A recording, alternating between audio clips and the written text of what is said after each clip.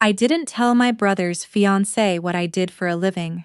Not when she asked, not when she laughed, not even when she said right to my face that people like me were the reason the country was falling behind.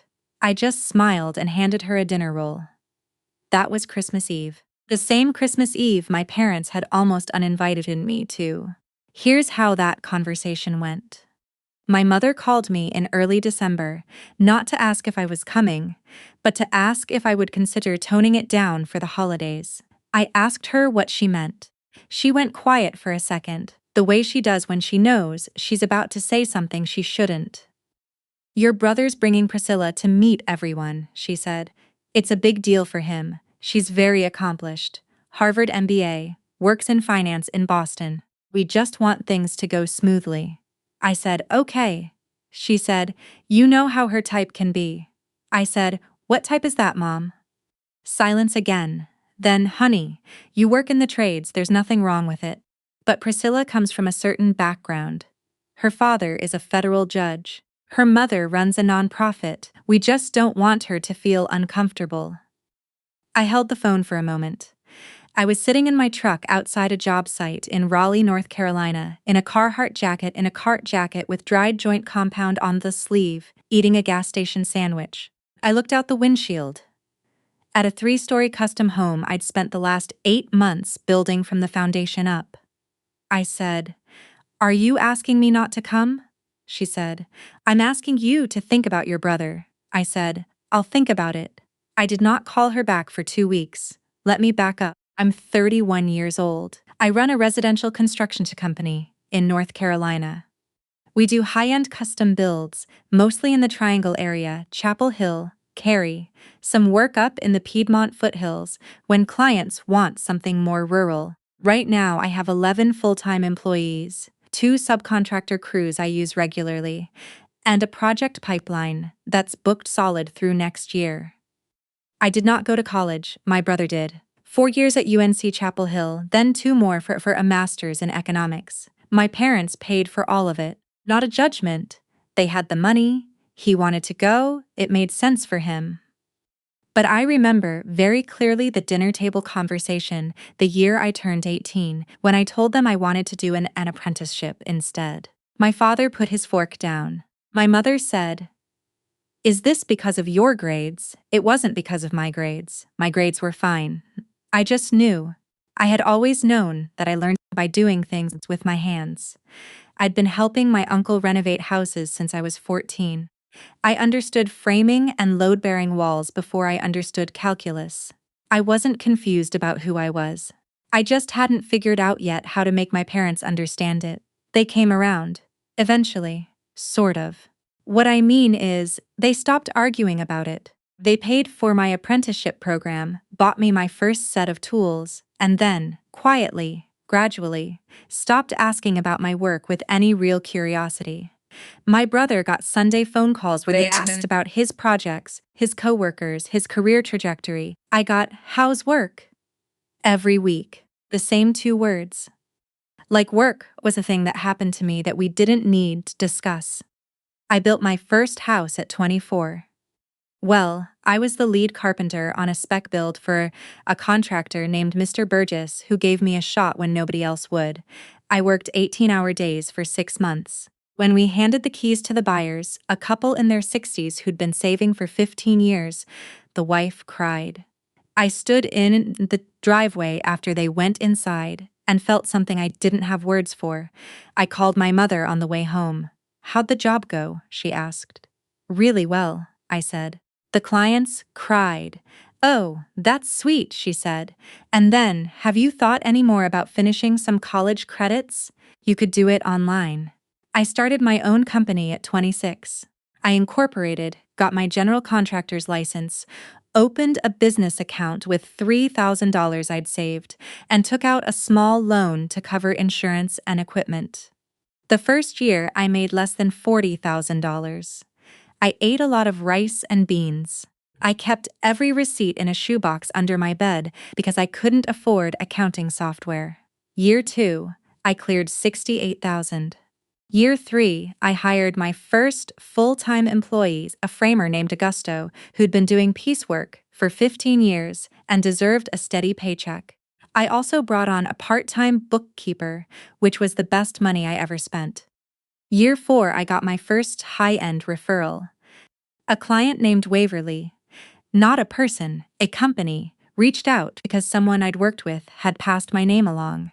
They were developing a private lakefront community in Chatham County. 12 custom homes, 3 to 4 million each, 2 years of work. I said yes before I finished reading the proposal. My parents didn't know about any of this, not because I was hiding it exactly, more because they never asked. My mother's Sunday calls still ended with "how's work?" and I still said good and we moved on.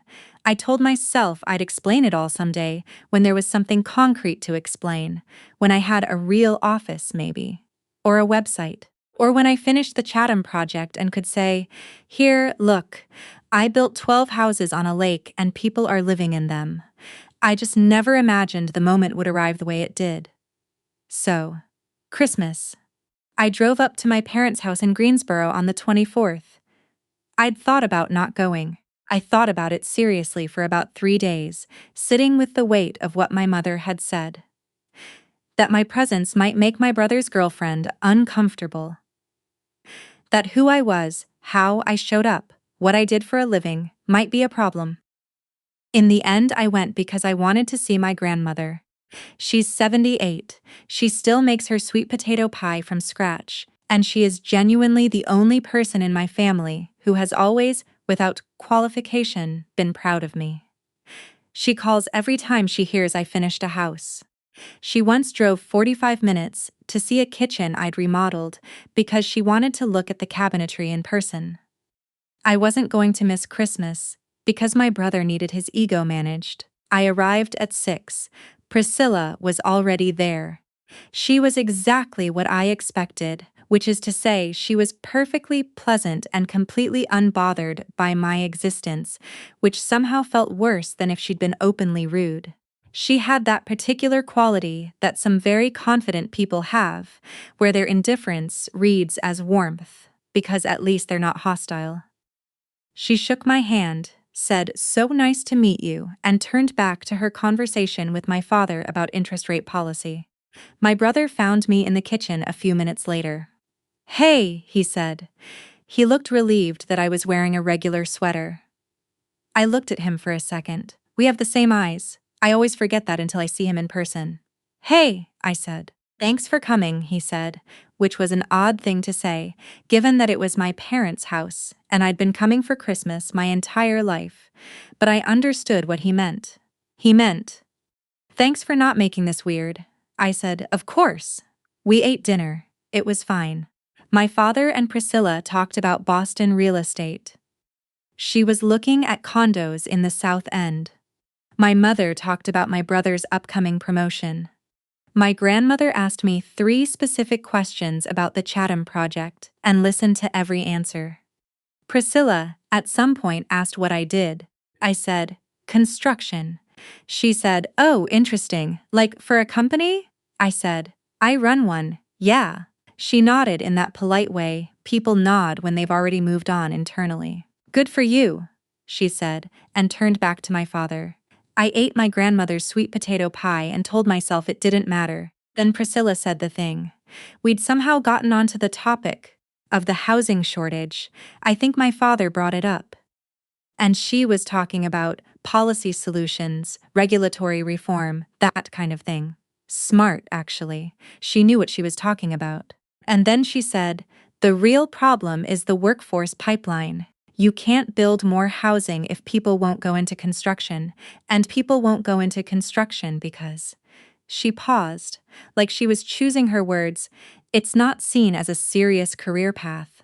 And honestly, that's partly cultural. We've spent 30 years telling kids that a 4-year degree is the only route to a real life, so now we have this massive skilled labor shortage because everyone went and got a marketing degree instead. I was watching her. She was saying things I agreed with. Then she said, "And that's why I think workforce retraining programs are so important. For people who didn't take the college route, so they can still access something meaningful. She said it kindly. She meant well. I could tell she meant well, but I heard it the way I always hear it. People like you, the ones who didn't take the right path. We're designing programs to help you catch up. I put my fork down, I said. Can I ask what you think a meaningful career in construction looks like? She looked at me, a little surprised. I mean, steady work, good pay, job security. The trades pay well if you're licensed. What about running a company? I said. Sure, yeah, small business ownership is great. Like a general contracting company? Custom residential builds? She smiled a little. That's a different conversation. That's entrepreneurship. Right, I said. It is. I didn't say anything else, I didn't explain. I picked my fork back up and finished my pie. My mother shot me a look across the table that said don't.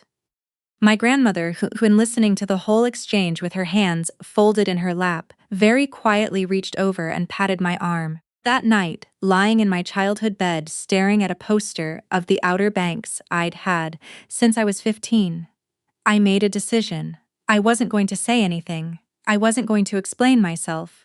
I was going to go back to Raleigh, finish the Chatham project, and let my life speak for itself. That plan lasted about 3 weeks. In January, I got a call from a woman named Harriet Stowe. Harriet was a partner at a real estate development firm based in Boston. Her company had a division that specialized in high-end residential development in secondary markets, places like Asheville, Chattanooga, Raleigh. She'd gotten my name from the Waverly Group, who'd gotten it from the architect on the Chatham project, who'd apparently been telling people about the quality of our work. She wanted to talk about a potential project in the Piedmont. 15 lots, mountain views, serious money. We talked for an hour. She asked smart questions. I gave her real answers.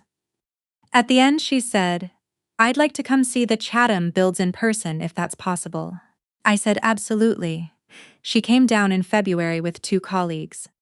I walked them through 3 of the completed homes, showed them the structural details, the custom millwork, the way we'd handled the site drainage on the north lots. She asked my lead carpenter Augusto about his process. She looked at everything carefully. At the end, she said, Your company's name, is that you? Like you founded it? I said, yes. She said, How old are you? I said, 31. She was quiet for a moment. The Waverly Group told me you were good, she said. They didn't mention you were doing this at 31. I said, I started young. We shook hands at the end of the driveway. Her colleague, a younger woman, maybe 25, who'd been taking notes the whole time, caught up to me as I was walking back to my truck.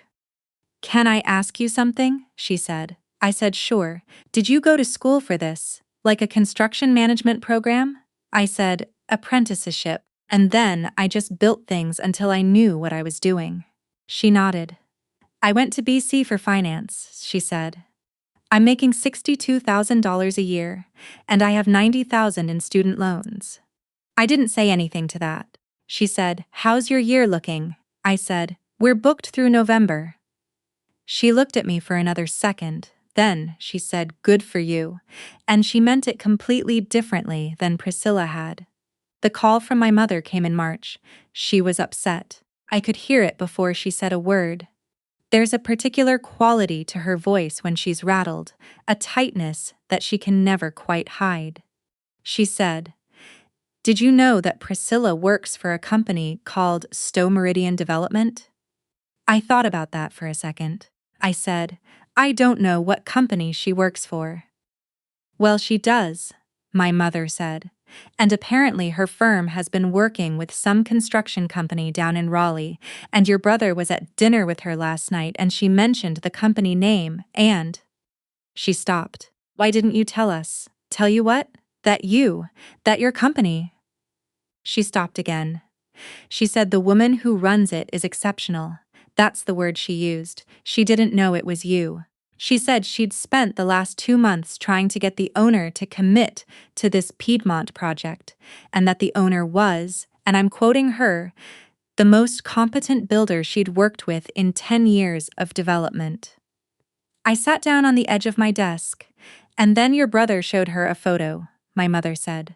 From Christmas. And she realized it was you. I didn't say anything. Why didn't you tell us? My mother said again, and this time her voice cracked a little. I thought about all the Sunday phone calls, the how's work, the table conversation where she'd asked if my grades were okay, the Christmas phone call where she'd asked me to tone myself down. I thought about Priscilla saying for people who didn't take the college route so they can still access something meaningful. And I thought about my grandmother patting my arm, and I thought about standing in that driveway 8 years ago, after the first house was finished, feeling something I didn't have words for.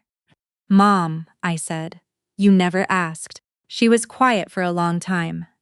I should have asked, she said finally. Yeah, I said. You should have. We stayed on the phone for another minute without saying anything. It wasn't comfortable, but it was honest, which is more than most of our conversations had been. My brother called the next day. He apologized. He did it well, actually. No caveats, no I'm sorry you felt, no shifting the frame. He said, I was wrong to ask Mom to talk to you before Christmas.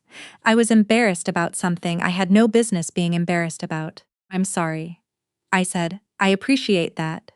He said, Priscilla hasn't stopped talking about you. She's a little mortified. I said, she doesn't need to be. He said, she thinks you're the most interesting person she met at Christmas. I said, tell her I said hi. He laughed. It was the first real laugh we'd had in probably 2 years. I said, I'm going to sign the Piedmont contract, by the way. He said, yeah. I said, 15 lots. 18 months. It's a good project. He was quiet for a second. How big is your company right now? 11 employees, I said, plus 2 subcrews. Another pause. I had no idea, he said. I know, I said. He asked if I wanted to grab dinner the next time he was in Raleigh. I said yes, I meant it. We haven't fixed everything. I'd be lying if I said we had. My parents still have patterns. My mother still sometimes asks about my work in that particular detached way, like, she's asking about the weather.